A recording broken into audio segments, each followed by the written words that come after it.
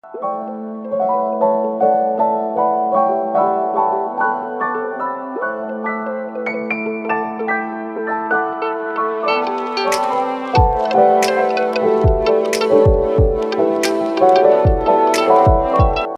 her membership of the club. First, you have some time to look at questions 1 to 5.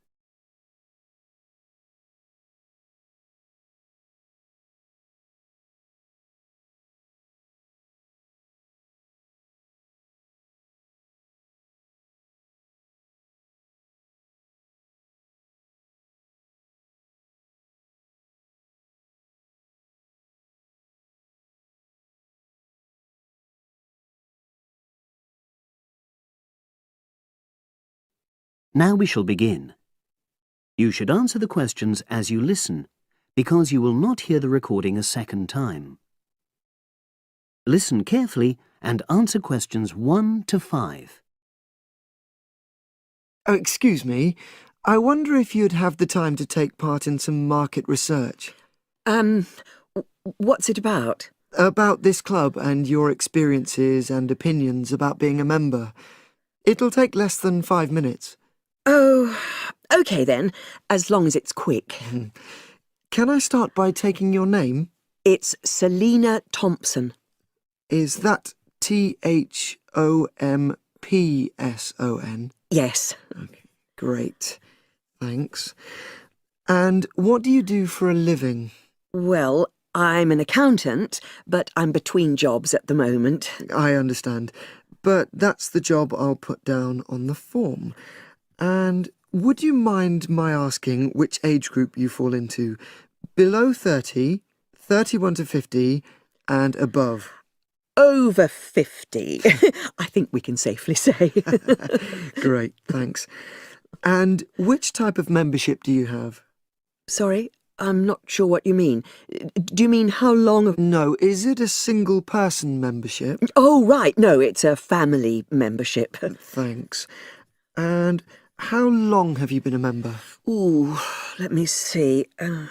I was certainly here 5 years ago, and it was probably 2 to 3 years more than that. Shall I put down 8? Oh, I remember now. It's 9, definitely. Sorry. No problem. I've got that. And the last question in this first part is, what brought you to the club? Sorry? How did you find out about the club? Did you see any ads? Well, I did actually, but I have to say I wasn't really attracted to the club because of that. It was through word of mouth. So you were recommended by a friend? Actually, my doctor. I'd been suffering from high blood pressure, and he said the club was very supportive of people with that condition, so I signed up. Great, thanks. Before you hear the rest of the conversation, you have some time to look at questions 6 to 10.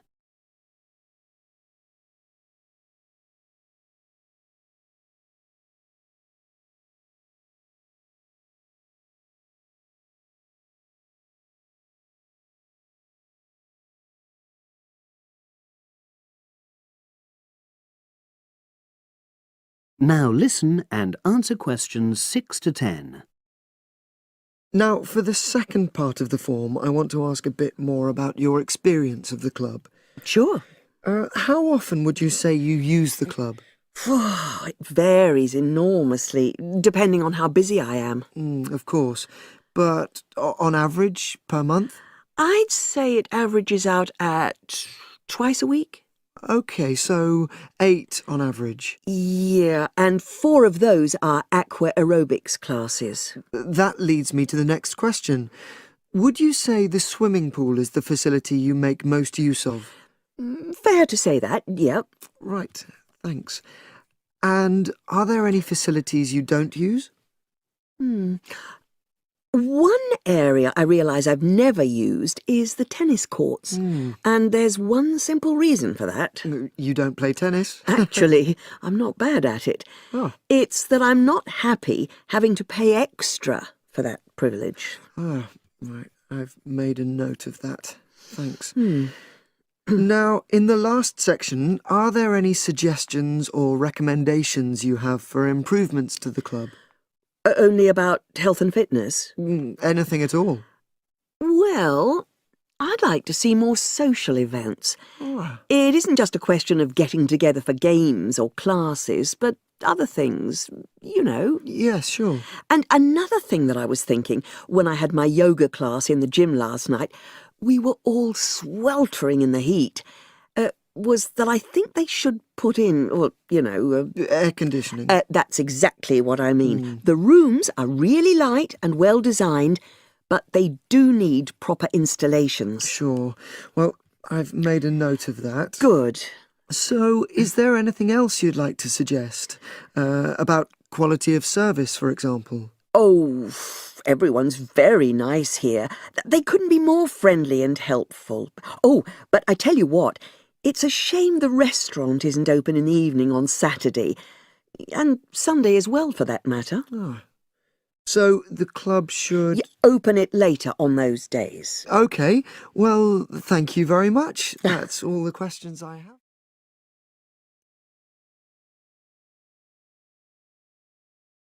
That is the end of part 1. You now have half a minute to check your answers.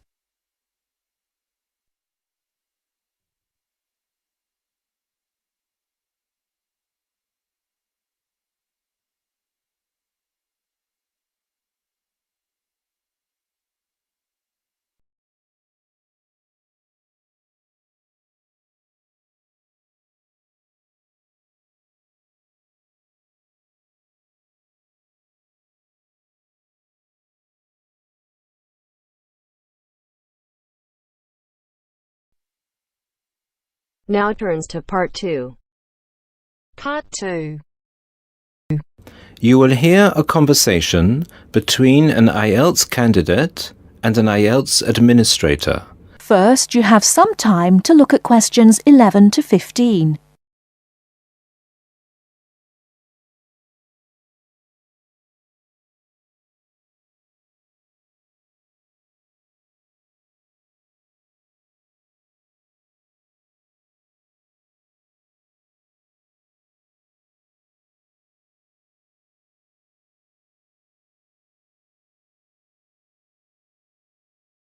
Now, listen carefully and answer questions 11 to 15. Good afternoon. I'm applying for a master's program at the University of Exeter in the UK. I'm planning to register for the IELTS exam at your centre next month. I have some questions I'd like to ask you before I register, if that's okay. Certainly. Would you be taking the academic module? I think so, but I'll have to contact the university just to make sure. You'll probably need the academic because most universities don't accept the general training. And anyway, the procedures to register for the exam are the same for both the general and the academic modules. Good. My first question is whether I sit all parts of the exam on the same day. I don't live here, you see, and for me it would be more convenient to do all the papers on the same day. Unfortunately, the speaking part is scheduled for Thursdays, and reading, writing and listening tests take place on Saturdays. We can't change the days, I'm afraid. That's a pity. Well, never mind. What sort of documents do I need to bring in order to register? You'll have to fill in the IELTS application form and bring an ID, a copy of your ID, and 2 passport-size photos on a white background. Will any ID do? We only accept original passports and national IDs. That's good to know. Did you say that reading, writing and listening are scheduled for Saturday? That's right. Will I get a break in between the papers? I'm afraid there aren't any breaks between the papers. Each paper takes an hour to complete, so it's 3 hours straight through. You'll first do listening and then reading, followed by the writing test. This is a standard requirement from Cambridge. Before you hear the rest of the talk, you have some time to look at questions 16 to 20.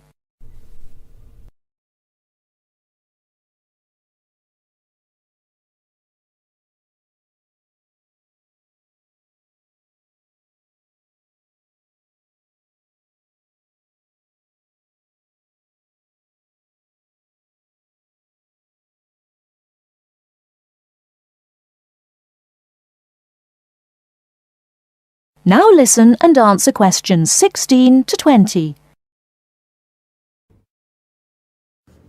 Okay, and how soon after the test can I pick up my results? It takes 13 calendar days for the results to be processed. Can you let me know how much it is and the form of payment? The examination fee is $200. You can pay by credit or debit card. We also accept checks. We only accept cash as a form of payment in exceptional circumstances. And one last question. Can I mail you the application documents? Certainly.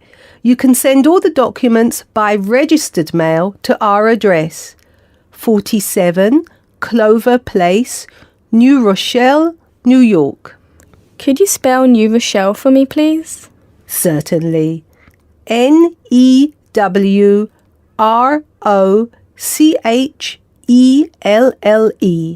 Could I have the zip code as well? Sure. Our zip code is 10806.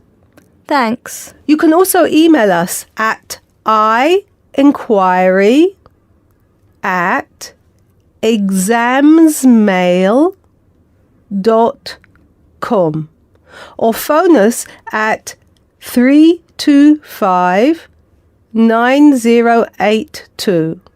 I think that's all. Thank you very much for all the information. Bye. You're welcome. Goodbye. That is the end of part 2. You now have half a minute to check your answers.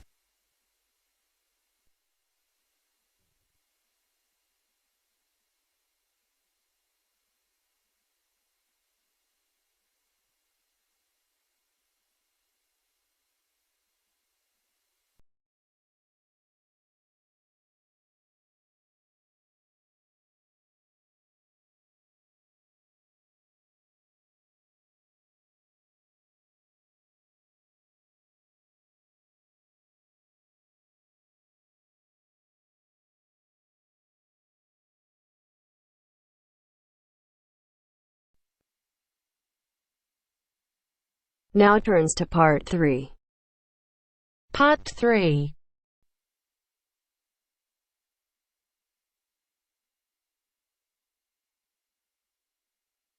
Now turns to part 3. Part 3. You will hear Peter Walsh being interviewed for a job. Listen and choose the correct answer for each question. First, you have some time to look at questions 21 to 25.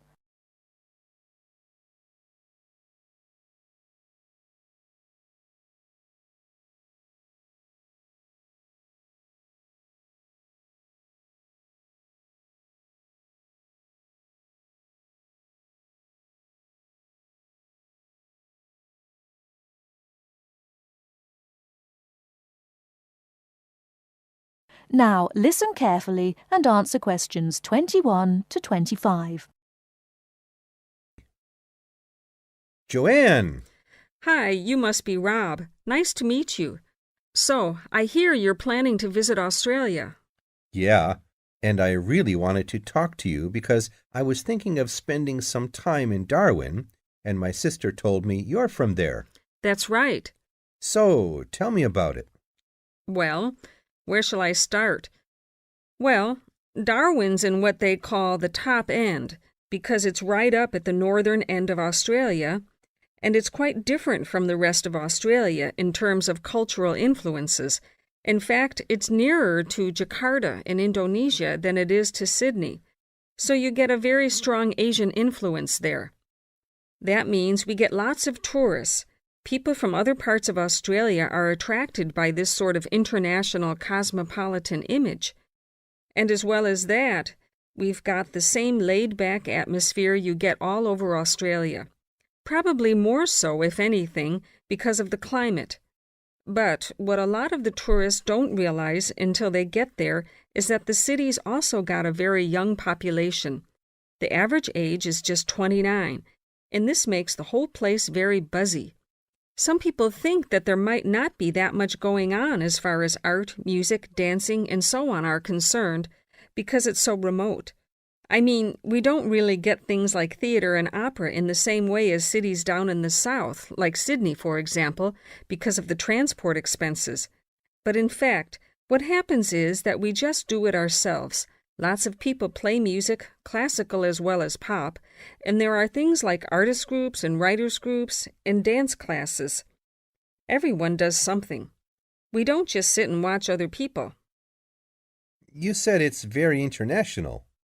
Yeah, they say there are over 70 different nationalities in Darwin. For instance, there's been a Chinese population there for over 100 years. We've even got a Chinese temple. It was built way back in 1887, but when a very bad storm, a cyclone in fact, hit Darwin in the 1970s, it was almost completely destroyed. The only parts of the temple that survived were part of the altars and the stone lions, but after the storm, they reconstructed it using modern materials.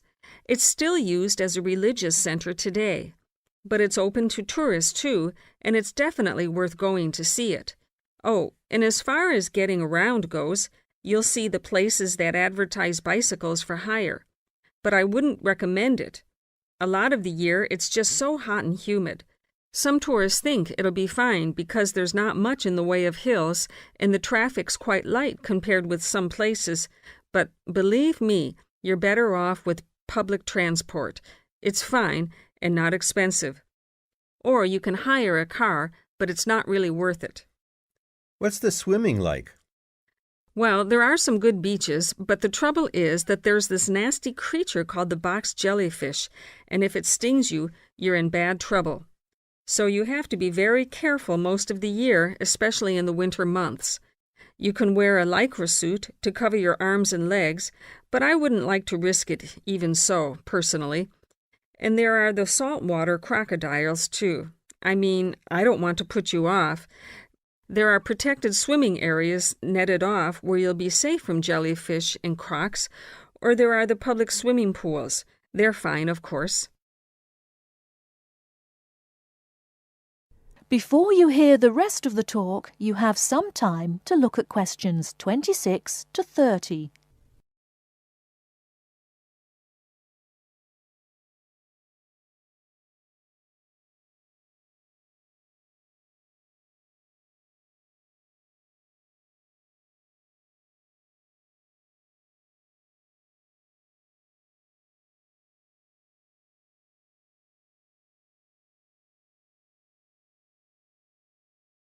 Now listen and answer questions 26 to 30. And answer the questions. Please sit down, Mr. Walsh. My name's Jane Swain, and I'm the personnel manager. Hello, how do you do? Now, this is just a short preliminary interview. I'd like to chat about your present job and what you've done up till now. Yes, of course. Well, could you tell me how long you've had your present position in Weston's? It is Weston's, isn't it? Yes, that's right. I am not sure. Let's see. I left university in 2005. Is that right? Yes, 2005. Then I was unemployed for about 3 months. And then I traveled round America for a few months. So, yes, it must be about 3 years now, in fact. Yes. And have you any particular reason for wanting to change jobs? I mean, why do you want to move? Well, I actually like my present job and still find it interesting and stimulating. The salary's okay, so it's nothing to do with money, though you can always do with more. I suppose the thing is that I'm really very ambitious and keen to get promoted, so that's the real reason. You say you like your job. Can you tell me what aspect you like most? Oh, my dear, that's difficult. There are so many things. The other people are great. There's a good cooperative atmosphere.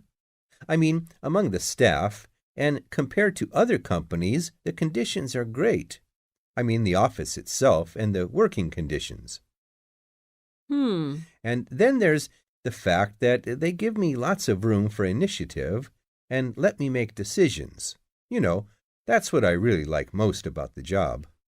Yes, well, we're looking for someone like that. You know, someone who isn't a clock watcher and who isn't too concerned about working fairly long hours. Oh, I don't mind that. I'm used to it. And what about your education? You went to Manchester University, didn't you? Yes. After leaving school, I started a diploma course in design, but I decided to give it up and did an arts degree at university instead. Good. And have you done any courses since?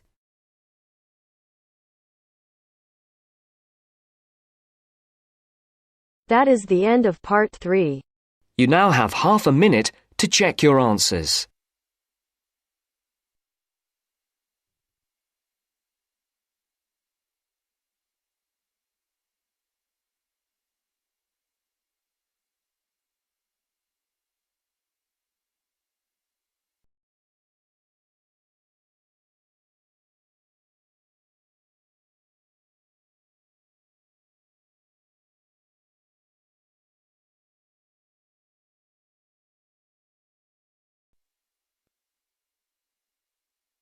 Now turns to part 4.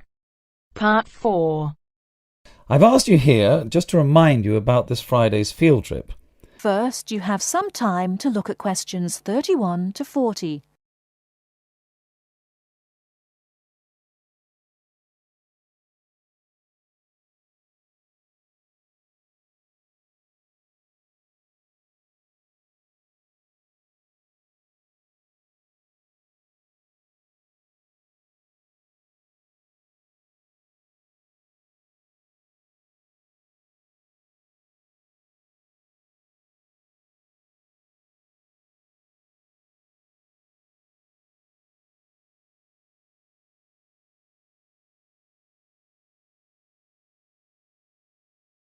Now listen carefully and answer questions 31 to 40.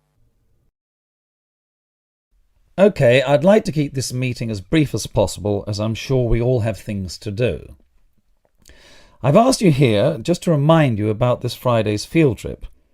This is the first of many field trips you'll be going on, so there are a few rules I'd like to make clear now. Most importantly, I want you all to remember that simply because you are leaving the college does not mean that you are not studying. This is an essential part of your course and should be treated as such. There will be 2 assignments for you to complete whilst you are there, and some extension work you will be expected to do over the weekend, so I suggest you all pay attention on the day. Moving on, remember that we are going to a salt marsh and must dress appropriately. High-heeled shoes and t-shirts are not what I consider appropriate. You need good footwear, preferably boots, and you should bring a waterproof jacket as the weather is unpredictable. It would also be a good idea to bring a change of clothes. There is a chance you will get wet, and a 3-hour return journey in damp clothes is nobody's idea of fun. We will be on the marsh from about 10 o'clock to about 4, so you'll be given a light lunch. However, if you want to bring any snacks with you, then please feel free to do so, although we will be stopping for dinner on the way home. Now, this is the 4th time the college has been to Park Drive Saltmarsh, and so far we have never lost a student. However, remember that there are 28 people going, and if you are late, you will be keeping myself and your colleagues waiting, and at that time in the morning you will not find me very forgiving. Please try to arrive a few minutes before 7. If you are not here on the hour, you risk being left behind. For those of you who are being collected in the evening, you can expect to be back here between 8:30 and 9 p.m. But do warn whoever may be coming for you that the traffic is unpredictable and it may well be later. Before you go, I'll hand out your assignment papers and briefly explain what you have to do. Now, on the first page, all you are required to do is identify the flora and fauna on the page and find an example in the salt marsh. As I told you on Monday, you will need a camera for this. I recommend one of those disposable cameras rather than something more valuable, as the marsh can get very dirty. Now on page 2, you'll be looking more at the bird life on the marsh. You should be able to see what you have to do for this assignment, but there will be plenty of time on the way there to ask any other questions. Well, we'll stop there and I'll see you all on Friday morning. Oh, before you go, just a word of caution. The plants are there to be seen and photographed only. Remember that this is a protected site and we will have to get permission for this trip. If there are any problems, we may not be allowed to go again and you will be spoiling the opportunity for other students. Okay, if you have any questions, come and see me later today or tomorrow. That is the end of part 4. You now have half a minute to check your answers.